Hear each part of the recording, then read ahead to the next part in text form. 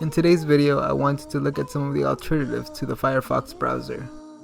I just thought that it'd be interesting to highlight their features and compare them to Firefox. So without further ado, let's get on with the video.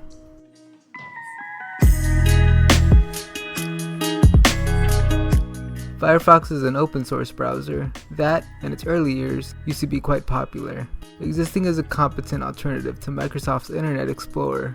Now, however, it's not as popular, but I think it still holds its own in being a browser with its own set of unique features, such as containers for separating your browser use cases, and a library of add-ons that, in lieu of things that have happened recently, might entice some ex-Chrome users to look into it.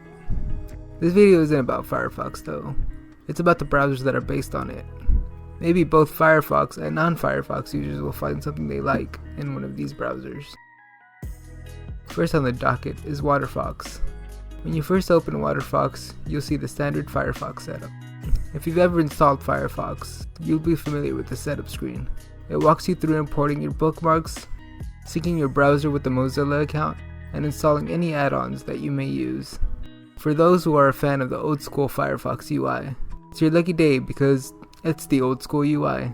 Moving on to the new tab page, it's pretty much blank compared to that of vanilla Firefox, only showing the search bar. It uses Start Page as its search engine, along with some Waterfox branding and also some space for your recent activity. Moseying on down to the privacy and security page in settings, you'll notice that telemetry is disabled by default. This is something that you need to toggle off in Firefox manually. It also enables DNS over HTTPS for a debatably more private and secure browsing experience. Some other things of note is that it comes with tab containers by default. Also, in my opinion, the sidebar experience in Waterfox is preferable to the native Firefox one. In addition to all that, Waterfox also lets you somewhat change the UI, as it gives you the option to choose from 3 different UI styles, ranging from the older UI style to Proton, Firefox's new design language. LibreWolf is one of the most popular Firefox-based browsers out there right now. It's also one of the more private ones. Being that this browser is geared more towards privacy-conscious users, it deletes browsing cookies upon exit by default. This can be a good thing or a bad thing, depending on who you are. It's good if you don't want any websites to track you or retain any information at all. It's bad if you want to stay logged into websites and want them to remember the stuff that you had in your cart, for example. Luckily for the latter person, it's quite easy to change all of this in settings. When you first start up LibreWolf, you'll see no branding, just the search bar. LibreWolf uses DuckDuckGo as its search engine, which lets you, according to DuckDuckGo, search the web anonymously. uBlock origin is enabled out of the box, and in the settings, strict tracking protection is enabled, which contributes to the not being able to remember things in your cart thing I mentioned earlier. There's this thing called Google Safe Browsing that many browsers have enabled by default. This warns you if you ever come across a known malicious site and tries to prevent you from visiting it or downloading anything from it. LibreWolf disables this in an attempt to not have any Google services enabled, given that Google doesn't have the best privacy record out there. This makes it so that the user will have to use their own heuristics when it comes to visiting web pages on the internet. You know, that brain.exe thing. It's not that big of a deal, given that you can just enable it in the settings anyway. This browser may be ideal for someone who is privacy conscious, but still wants some flexibility in their browser. The average user may be able to use it, but they'd have to mess around in the settings to get it to where a regular browser would be. I like to think of Floorp as Firefox, but for the power user. Its initial setup kinda sets the tone, asking you how advanced or basic you want your browsing experience to be. Similar to Waterfox, it also lets you pick from a few themes that somewhat change the look and feel of the browser. I'm personally not a big fan of the default new tab page, as it's less minimal than what you'd get on the aforementioned browsers, but I guess it's not all bad, as you can definitely tweak it to your heart's content in the settings. Floorp's UI comes with a custom set of buttons that you don't get in any other Firefox fork that I'm aware of, including buttons to easily reopen a closed tab and move the sidebar to the other side. This is another browser where I feel that the sidebar experience trumps that of vanilla Firefox's.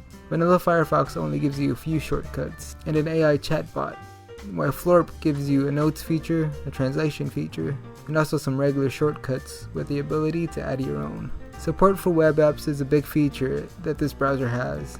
Regular Firefox kind of ditched support for web apps because they concluded that not many of their users use this feature, and that they could focus their resources on other things. Floorp stepped up in this regard to give the user the ability to use web apps. Other notable features include having Firefox containers by default, and enabling fingerprint resistance out of the box.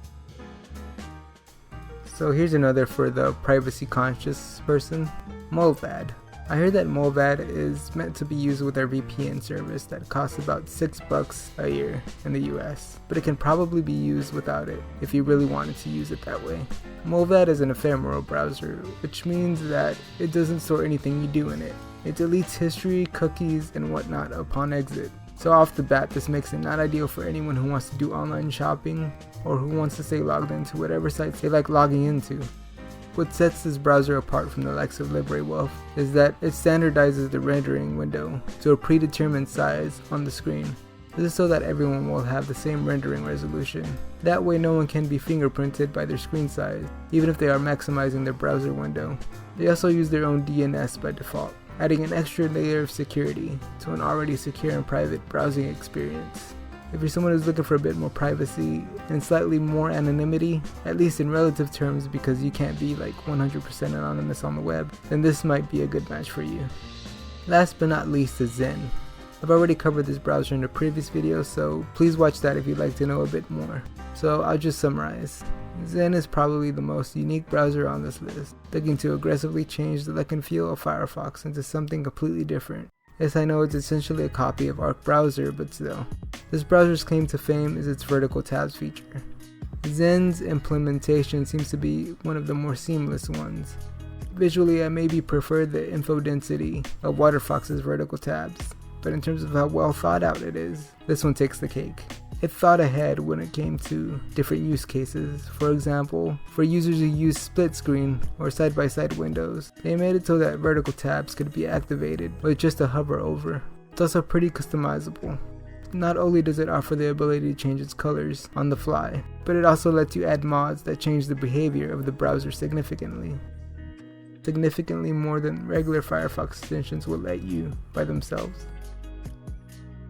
The world of Firefox alternatives may not be as vast as the world of Chromium-based alternatives, but it certainly is full of quality.